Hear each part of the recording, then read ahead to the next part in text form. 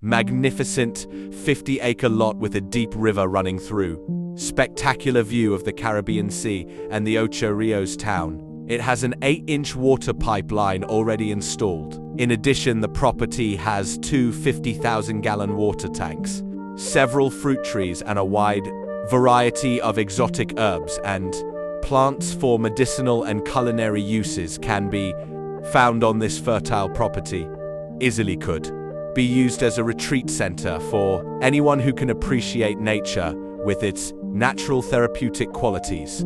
Somewhat secluded, one can disconnect from the rest of the world and heal the body, mind, and soul. This could also be the next big development for St. Mary, as it could all be used for building much-needed homes to accommodate the ever-growing population.